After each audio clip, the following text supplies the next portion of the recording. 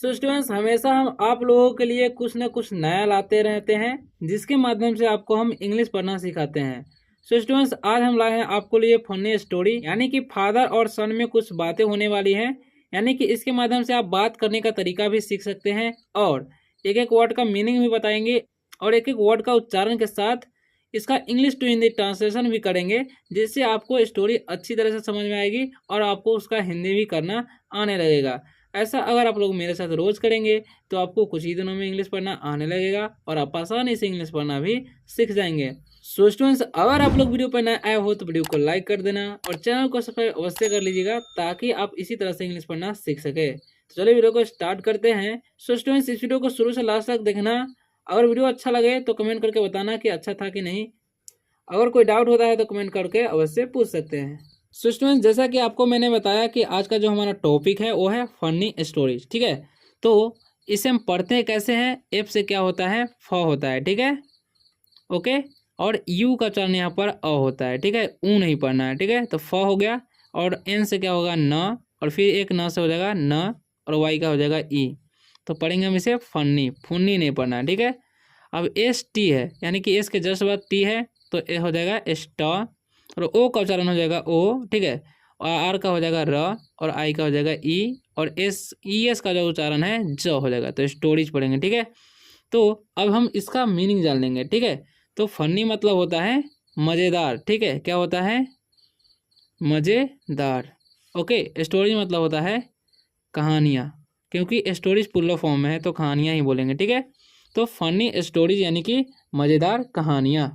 अब पहला सेंटेंस हम पढ़ेंगे। देखिए, फादर, इसे हम पढ़ते हैं। एफ से क्या होता है, फ, और ए का उच्चारण आ हो जाएगा, टी एच का हो जाएगा द, और ई आर का जब भी ई आर है तो उसका उच्चारण और होता है, तो फादर। ठीक है, तो फादर यानी कि पिता कहता है। ठीक है, हे, इसे पढ़ते हैं हम लोग हे। ठीक है, एच से हो जाएगा अ, और ई वाई रहेगा तो इसे पढ़ते हैं हम हे। ठीक है, ई का उच्चारण ए हो जाएगा। ठीक है, तो हे, हुआई, इसे पढ़ते हैं हम लोग हुआई। ठीक है, हुआई डोंट, इसे पढ़ेंगे डोंट, क्योंकि यहाँ पर नॉट छुपा हुआ है। ठीक है, डू नॉट, तो डोंट हो गया शॉर्टकट में।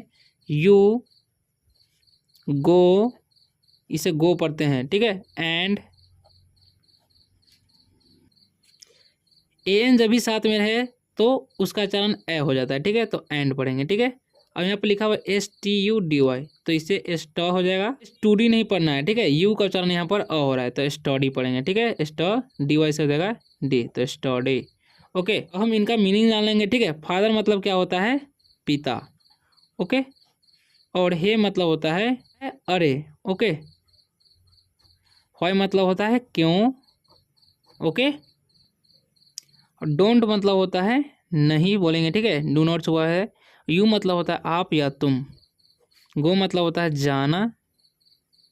एंड मतलब होता है और। ओके, स्टडी मतलब होता है अध्ययन। ठीक है, अब इसका हम इंग्लिश टू हिंदी ट्रांसलेशन करेंगे। ठीक है, तो फादर यानी कि पिता कहता है, यानी कि कहते हैं। ठीक है, hey why don't you go and study, यानी कि अरे तुम क्यों नहीं जाते हो और पढ़ते हो, यानी कि अध्ययन करते हो।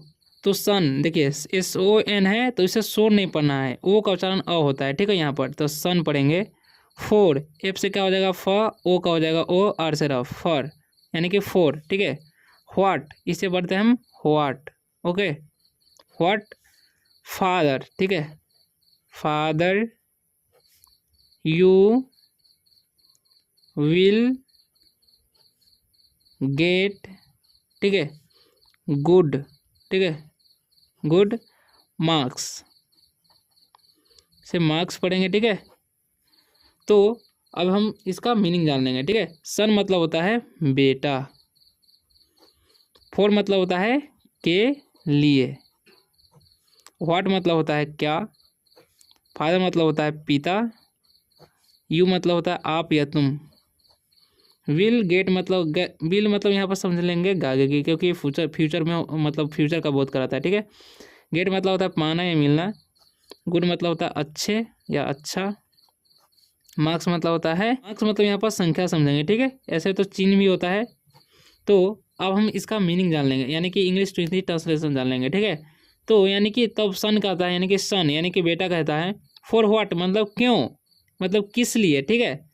फादर मतलब फिर पिता बोलता है you will get good marks, ठीक है, मतलब तुम्हें अच्छी मार्क्स यानी कि अच्छे संख्या मिलेगी, ठीक है। अब दूसरा है, अब यहाँ पे लिखा हुआ है SON सन, फिर से सन बोलता है सन देन, ठीक है, इसे देन पढ़ते हैं। फादर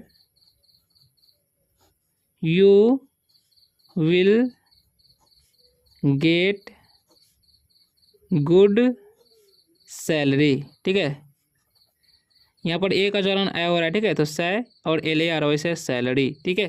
अब हम लोग इसका मीनिंग जान लेंगे, ठीक है। सन मतलब होता है बेटा, देन मतलब होता है फिर, फादर मतलब होता है पिता, यू मतलब होता है आप या तुम, विल मतलब गागे की समझ लेंगे, गेट मतलब पाना, ठीक है, गुड मतलब होता है अच्छा, ठीक है, सैलरी मतलब होता है वेतन, ओके। सन कहता है, ठीक है, सन मतलब बेटा, देन फादर यानी कि फिर मतलब फिर पिताजी, you will get good salary यानी कि तुम्हें अच्छी वेतन मिलेगी, ठीक है। SON है तो इसे भी हम पढ़ेंगे son then, okay. Father you will get new, ठीक है, कार, ओके। विग, इसे विग पढ़ते हैं, ठीक है। और हाउस, जब भी OU रहे तो OU का उच्चारण आउ हो जाता है, तो हाउ और AC का हो जाएगा स, तो हाउस पढ़ेंगे, ठीक है, ई का उच्चारण नहीं होगा, ओके। अब हम इसका मीनिंग जान लेते हैं, ठीक है। सन मतलब होता है बेटा, देन मतलब फिर, ठीक है, फादर मतलब पिता, यू मतलब होता है आप या तुम, विल मतलब गागेगी, ठीक है, गेट मतलब होता है मिलना, ठीक है, मिलना पाना, ठीक है, न्यू मतलब होता है नया, कार मतलब होता है गाड़ी या कार भी बोलते हैं, बिग मतलब होता है बड़ा, हाउस मतलब घर, ओके। तो सन कहता है मतलब वो कहते हैं सैलरी मिलेगी यानी कि वेतन मिलेगी, ठीक है, तो सन बोलता है फिर, देन फादर यानी कि फिर पिताजी, तो पिताजी बोलते हैं you will get new car big house, ठीक है, यानी कि तुम्हें नई गाड़ी मिलेगी और नया यानी कि बड़ा घर मिलेगा, ठीक है। अब इसके बाद सन क्या कहता है देखते हैं। अब देखिए, अब सन कहता है, ठीक है, फिर से son then father you will relax, ठीक है, लैक्स हो रहा तो lax, relax, son what do you think, I'm पढ़ेंगे इसे आइम डूइंग, डूइंग नहीं पढ़ना, ठीक है, डूइंग राइट, इसे रिटन नहीं पढ़ना है, नाउ OW रहे तो उसका उच्चारण आउ हो जाता है, ठीक है, यहाँ पर आउ हो रहा है। हम इन सभी का मीनिंग जान लेंगे, ठीक है। सन मतलब होता है बेटा, देन मतलब फिर, फादर मतलब होता है पिता, और यू मतलब होता है आप, विल मतलब गागेगी, रिलैक्स मतलब होता है आराम, ठीक है, सन मतलब बेटा, व्हाट मतलब क्या, डू मतलब होता है करना, यू मतलब आप या तुम, ठीक है, थिंक मतलब सोचना, ठीक है, आई मतलब होता है मैं, और एम मतलब हूँ, ठीक है, मैं हूँ, डूइंग मतलब तो करना, ठीक है। ING लगा रहा है तो वर्ब को चौथा रूप हो जाता है और रहा है रही लगता है, ठीक है। तो राइट मतलब होता है लिखना, नाउ मतलब होता है अब, ओके, यानी कि इसका हम लोग अब इंग्लिश टू हिंदी ट्रांसलेट करेंगे, ठीक है। तो सन यानी कि बेटा कहता है फिर, देन फादर यानी कि फिर पिताजी, तो पिताजी बोलते हैं यू विल रिलैक्स यानी कि तुम्हें आराम मिलेगी, ठीक है। सन फिर कहता है सन फिर मतलब बेटा फिर बोलता है व्हाट डू यू थिंक यानी कि व्हाट डू यू थिंक यानी कि आप क्या सोचते हैं, I am doing right now यानी कि मैं अभी क्या कर रहा हूँ, ठीक है। यानी कि इसका मतलब निकलेगा इस कहानी का, यानी कि पहले पिताजी बोलते हैं कि तुम अच्छे से पढ़ाई लिखाई कर लो तो तुम्हें क्या मिलेगा, अच्छा मार्क्स मिलेगा यानी कि नंबर मिलेगा, ठीक है। तो बेटा कहता है कि इसके बाद क्या होगा, तो पिताजी बोलते हैं कि तुम्हें अच्छी वेतन मिलेगी, इसके बाद क्या, ठीक है। तो फिर पिताजी कहते हैं तुम्हें बड़ा घर मिलेगा, बड़ी गाड़ी मिलेगी, ठीक है। उसके बाद फिर बेटा कहता है इसके बाद क्या होगा, इसके बाद तुम आराम करोगे, ठीक है। तो फिर बेटा बोलता है कि मैं अभी क्या कर रहा हूँ, यानी कि हुआ ना मजाक, यानी कि मज़ा तो आया होगा आपको। अब चलिए अगला जोक की ओर बढ़ते हैं। अब यहाँ पर लिखा हुआ है सन, यानी कि सन बोलता है आई एम नॉट एबल, इसे पढ़ते हैं हम एबल, ठीक है। अबले नहीं पढ़ लेना है। टू, इसे टू नहीं पढ़ना है, इसे पढ़ते हैं गो, टू SCHOOL, ठीक है। तो एस का उच्चारण एस होगा और CS का क होगा, ठीक है। और डबल ओ का ओ एल से होता है, स्कूल पढ़ते हैं, ठीक है। अब इसका हम लोग मीनिंग जान लेंगे। सन मतलब होता है बेटा, आई मतलब होता है मैं, एम मतलब होता है हूँ, नॉट मतलब नहीं, एबल मतलब होता है योग्य, ठीक है। टू गो मतलब जाने को, टू स्कूल यानी कि विद्यालय, ठीक है। यानी कि सन बोलता है, यानी कि बेटा बोलता है I am not able to go to school, यानी कि मैं विद्यालय जाने का योग्य नहीं हूँ, ठीक है। टुडे यानी कि टुडे यानी कि आज, ठीक है। यानी कि आज मैं विद्यालय जाने का योग्य नहीं हूँ, ठीक है। तो फादर बोलते हैं, ठीक है, फादर व्हाट हैपेंड पढ़ेंगे, ठीक है।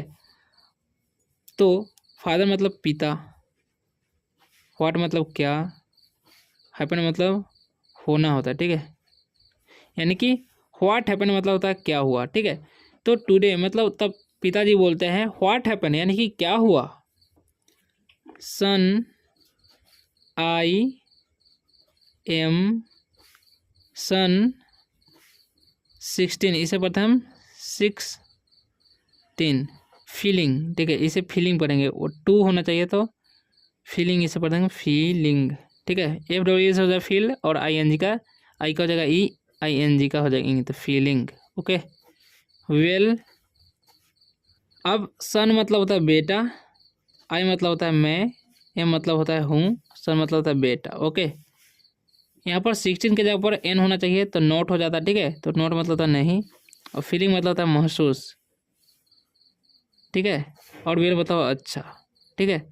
तो सन बोलता है यानी कि बेटा बोलता है आई एम नॉट, यानी कि आई एम यहाँ पर जो है ना सन नहीं होना चाहिए, ठीक है, नॉट होना चाहिए। ये जितना गलत से टाइप हो गया, सॉरी, ठीक है। तो आई एम नॉट फीलिंग वेल, यानी कि मैं अच्छा महसूस नहीं कर रहा हूँ, ठीक है। फादर वेयर, इसे वेयर पढ़ते हैं, यू आर नॉट फीलिंग, ठीक है, फीलिंग वेल सन, ठीक है, इन स्कूल, ओके। तो देखिए वेयर, फादर मतलब होता है पिता, वेयर मतलब होता है कहाँ, यू मतलब होता है आप, आर मतलब है, नोट मतलब नहीं, फीलिंग मतलब होता है महसूस, वेल मतलब होता है अच्छा, सन मतलब बेटा, इन मतलब होता है मैं, स्कूल मतलब होता है विद्यालय, ठीक है।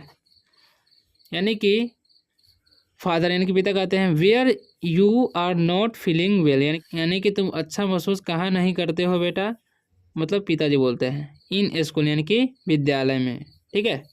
अब यहाँ पर लिखा हुआ टीचर, इसे ई जब भी रहेगा तो ई का जो उच्चारण है ई हो जाता है दीर्घ, ठीक है। तो टी से ट और ई का ई का ई हो जाएगा, ठीक है। और CH से च और ई आर रहेगा तो और होता है the teacher. What is your date, okay. ए जो है सेकेंड में है और लास्ट में ई है तो ई का उच्चारण नहीं हुआ, ठीक है। डाटे नहीं पढ़ना है, डेट पढ़ना है, ठीक है। ऑफ बर्थ, ठीक है। आई का उच्चारण यहाँ पर आई हो मतलब साइलेंट अ हो रहा है, ठीक है। तो बर्थ पढ़ेंगे, ठीक है। यहाँ पर लिखा हुआ है SULEMAN, सुलेमान, ठीक है। तो इसे हम पढ़ते हैं सुलेमान। अक्टूबर, इसे अक्टूबर पढ़ते हैं।